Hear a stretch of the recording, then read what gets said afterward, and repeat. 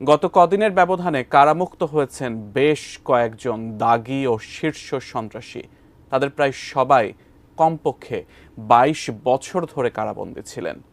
খুন, চাঁদাবাজি, ভাঙচুর ও দখলবাজির অভিযোগে তাদের সবার বিরুদ্ধেই ৭ থেকে ২২টি পর্যন্ত মামলা রয়েছে।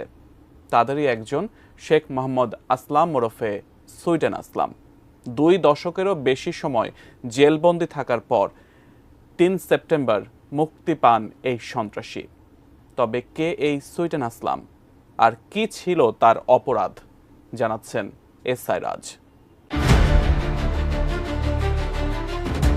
জামিনে মুক্তি পেয়েছেন শীর্ষ সন্ত্রাসী শেখ আসলাম। তিনি সুইডেন আসলাম নামেও পরিচিত। ৩ সেপ্টেম্বর রাতে গাজীপুরের কাশিমপুর হাই সিকিউরিটি কেন্দ্রীয় কারাগার থেকে মুক্তি পান তিনি। বুধবার সকালে তার মুক্তির বিষয়টি নিশ্চিত করেন হাই সিকিউরিটি কেন্দ্রীয় কারাগারের senior jail super Abdullah Al Mamun. তিনি জানান, সুইডেন আসলাম ২০১৪ সাল থেকে এ কারাগারে বন্দী ছিলেন। আসলামের পরিবার থাকেন ঢাকার নবাবগঞ্জ থানার আলগা ইউনিয়নের সাথিয়া গ্রামে। তার বাবা শেখ জিন্নাত আলী ছিলেন একটি রড সিমেন্টের দোকানের মালিক, আর আসলাম থাকতেন ইন্দিরা রোডে এবং তেজগাঁও পলিটেকনিক স্কুল থেকে এসএসসি পাশ করেন।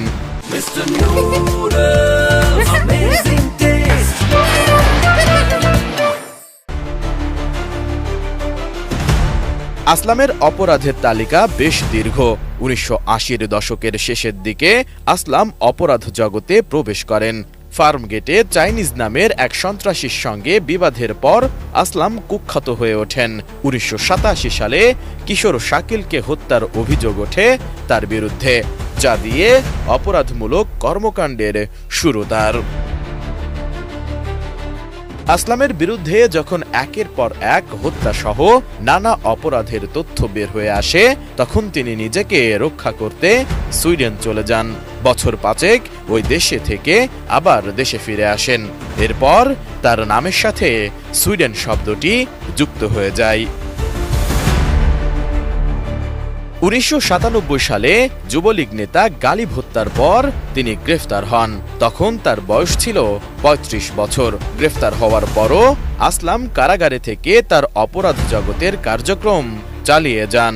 মোবাইল ফোন ব্যবহার করে তিনি বাহিনীর সঙ্গে যোগাযোগ রাখতেন এবং মামলার সাক্ষীদের হুমকি দিতেন।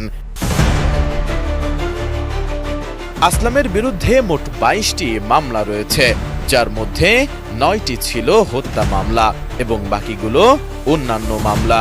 ২০০৪ সালে মামুন হত্যার বিচারে সুইডেন আসলাম খালাস পেয়ে যান। তবে তার অন্যান্য অপরাধমূলক কর্মকাণ্ডের জন্য কারাগারে থেকে যান তিনি। সবশেষ ২৭ বছর পর গত ৩ সেপ্টেম্বর ৬২ বছর বয়সী সুইডেন আসলাম কারাগার থেকে মুক্তি পেয়েছেন। এদিকে সুইডেন আসলামের মুক্তি নিয়ে সরগরম সামাজিক যোগাযোগ মাধ্যম।